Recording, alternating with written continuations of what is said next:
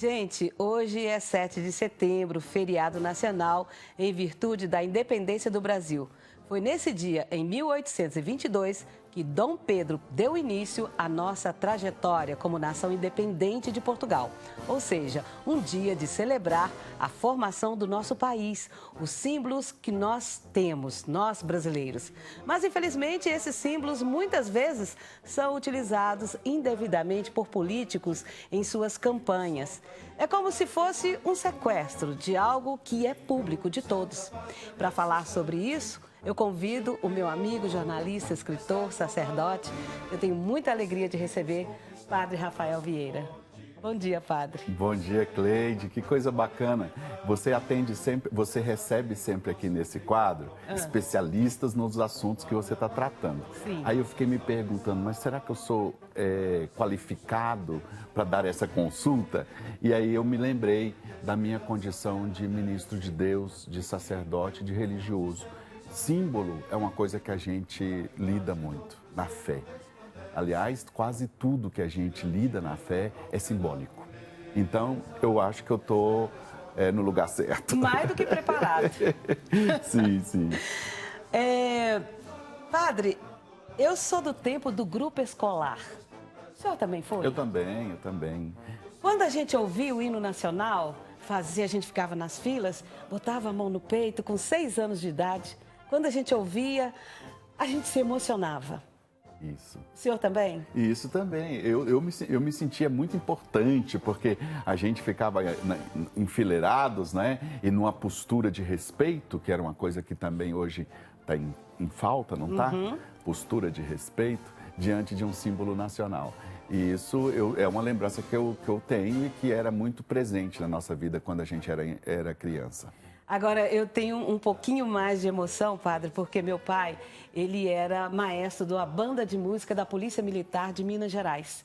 E quando era 7 de setembro, minha mãe fazia os nossos sanduichinhos e nos levava para a Praça 7, em Belo Horizonte, para assistir o desfile. E ele falava assim, eu vou sair com minha batuta, mas quando eu estiver passando, eu vou dar uma piscadinha para vocês. Padre, eu esperava o ano inteiro pelo aquilo, sendo que ele podia piscar para mim todos os dias dentro de casa.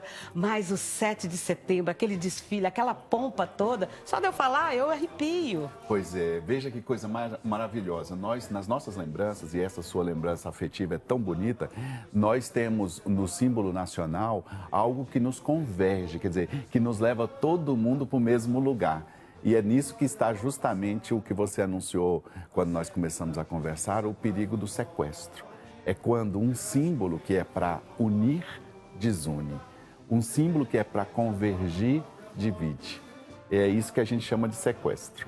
Mas, e quando se sequestra, quando a gente fala a palavra sequestro, vamos aí pelos anais da polícia, há mobilizações, há investigações, há resgate, paga-se até o resgate. Vamos passar por um campo que seja assim, mais duro. Sim. Mas a gente não pode ser duro com isso. Como que a gente vai reaver esses nossos símbolos que foram sequestrados inadvertidamente? Pois é, e você entrou no caminho mais certo para a gente entender isso. Você falou em resgate e negociação. Eu acho que hoje é evidente que quando a gente constata um sequestro, quando está definido que aquilo foi um sequestro, o que precisa fazer do ponto de vista policial? Negociar com os sequestradores e resgatar, não é, de forma integral quem foi sequestrado. É assim que funciona do ponto de vista policial. Não é muito diferente do ponto de vista dos símbolos, não. A gente precisa agora, com paz, com serenidade, sem guerra, negociar e trazer para o lugar de onde foi tirado, resgatar o símbolo sequestrado. Então, o verde e amarelo, por exemplo, que você lindamente está hoje trazendo para nós, é aquilo que eu dizia antes, quer dizer, é um símbolo nacional que deve nos fazer, nos unir, e deve fazer com que o Brasil inteiro se sinta representado. Porque tem isso também, o símbolo, ele, do ponto de vista, vamos dizer assim, estritamente semântico, quer dizer, quando você vai lá no dicionário para saber o que é símbolo, você vai encontrar essa definição. Um símbolo é um acordo que a gente faz para algo representar uma determinada realidade. Não é? Podia ser outra cor, mas essas duas cores representam, ela tornou-se, são cores simbólicas da nossa nação. Outra coisa, outro conceito importante para a gente lembrar nesse 7 de setembro é o conceito de nação. Porque se a gente pensar só na estrutura de Estado, a gente pensa em Forças Armadas, que são instituições de Estado importantíssimas, Sim. As Forças Armadas. Mas o símbolo, ele representa uma nação. E uma nação tem as suas Forças Armadas, tem o seu governo, que é momentâneo, tem um hoje, tem outro amanhã, e tem principalmente um povo diverso, um povo que tem ideologia A, B, C, D, um povo que tem diversidade religiosa, que tem religião A, religião B, religião C, um povo que tem preferências múltiplas, e esse símbolo converge esse povo, essa nação, para dizer, olha, no verde e amarelo, eu me sinto representado. Esse povo todo. Então é por isso que a gente precisa, de todo modo, fazer o que você sugeriu. Fazer como constatou o sequestro, vamos negociar em paz, com serenidade, sem guerra, e vamos resgatar esses símbolos. E vamos fazer com que o símbolo que você disse muito bem no começo, um símbolo que é de todos, não se torne símbolo de alguns apenas. Se não houver negociação, eu vou tomando lentamente, como eu fiz hoje, vindo no programa de verde e amarelo? Exato, você está fazendo justamente o que a gente está sugerindo, que é resistir. Estão dizendo que essas cores aqui representam uma coisa, eu estou dizendo que representa outra. Então, é o meu gesto de resistência. Eu estou resgatando. É um gesto bonito seu. Você fez um ato, você está realizando aqui diante de nós um ato de resgate. Você está trazendo, olha, eu estou aqui de verde e amarelo hoje, fazendo sabe o quê? Representando a minha nação. O Brasil que eu amo e que é meu e que é seu e que é de todo mundo. E como eu amo. Agora, padre, ainda nesse assunto mais do resgate, por que tem tantas pessoas com vergonha de usar o verde e amarelo? Você sabe que você estava falando do tempo nosso, eu já vivi tempos, eu estou velho já, mas quando eu era mais jovem, eu me lembro que tinha gente que achava meio ridículo usar verde e amarelo. E naquele tempo, eu me lembro bem que a gente, quando estava na faculdade de filosofia, por exemplo, e a gente falava assim, mas engraçado, nos Estados Unidos, as cores da bandeira dos Estados Unidos, elas são usadas por todo mundo, com muito orgulho, mas lá havia, vamos dizer, está colado o orgulho de ser norte-americano com o símbolo. Ah, tá. Aí eu pensava, tá vendo? A gente fica achando ridículo porque a gente não colou. Porque quando a gente cola o símbolo com a realidade do orgulho de ser brasileiro, não tem nada ridículo, não é? Não tem nada ridículo. Sim. Então, eu penso que nós precisávamos cada vez mais ir nos apropriando ou reapropriando. Porque se alguém já se apropriou e largou, precisa reapropriar. Quer dizer, eu tenho que trazer de novo isso para mim. E para quem nunca fez isso, é hora de se apropriar de uma coisa que é de nós todos. Não é?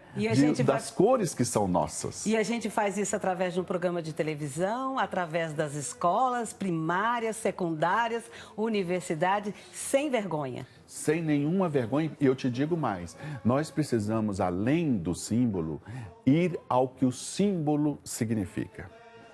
Porque não adianta também usar verde e amarelo se a gente não defender o Brasil. Não adianta colar num símbolo se a gente não for aquilo que ele significa. E ele significa a nossa nação. A nossa nação que precisa cada vez mais ser cuidada. Nossa nação precisa de muito cuidado. Cuidado de toda a natureza, cuidado político, cuidado econômico, cuidado social. O Brasil é um dos países mais desiguais do mundo. Então, o que adianta eu ficar usando verde e amarelo se eu não combato a desigualdade social? Qual que é o nexo, qual que é o sentido de uma coisa com a outra? Então, é preciso também nos aproximarmos do uso dos símbolos com aquilo que o símbolo significa, quer dizer, um comprometimento profundo com um Brasil melhor, com um Brasil mais justo. E quando a gente sente o desamparo, como foi no começo dessa pandemia, com a questão da sonegação da vacina, com a incerteza que a gente teve, a gente se sentiu totalmente desamparado. Isso magoou o coração da gente. Muito, mas é justamente o que eu estou te falando. Os símbolos nacionais, eles nos remetem para um sentimento de nação. E uma nação é o quê? Uma nação verdadeira. É onde os seus governos, os seus governantes, as suas instituições de Estado procuram cuidar do seu povo em todos os sentidos. Você falou de um momento de desamparo total, em que as famílias ficaram enjauladas nas suas casas, amedrontadas por causa de um vírus que se pegava pelo ar, que se pega pelo ar, né? Quer dizer, essas partículas que nos alcançam e nos contaminam. Quer dizer, aí nesse momento é mais uma vez ir aquilo que os símbolos representam, a cidadania, o nosso sentimento de nação. Nós somos um país e esse país tem responsabilidade com o seu povo, né? Hoje eu li num jornal importante de São Paulo um manifesto a respeito do 7 de setembro que também foi assinado por Dom Valmor. E eles diziam, todos os signatários, que todos que assinaram o documento, eles têm lá uma frase que eu falei, eu vou levar isso lá para o programa da Cleide, porque ela é poética e ela é muito significativa nesse cuidado que você está falando aí quando a gente se sente desamparado. Que, apesar de não ser o mais perfeito dos sistemas, a democracia é o sistema que mais coloca todo mundo junto, as maiorias e as minorias. Isso é o que é uma democracia. E aí, lá nesse manifesto que eu pensei de trazer para você, eles dizem, né, inclusive Dom Valmor, o seguinte: sem a democracia, as luzes se apagam, o espelho quebra-se e perde-se a nação. Nossa. Não é forte? Muito. Então, nós precisamos fazer desse 7 de setembro, desse resgate dos símbolos nacionais, uma defesa da democracia. Por exemplo, quem sai para a rua hoje e acha que só ele pode usar verde e amarelo, ele está realizando um ato antidemocrático. Porque um ato democrático é, você pode usar, eu posso usar verde e amarelo e você também. Isso é democracia.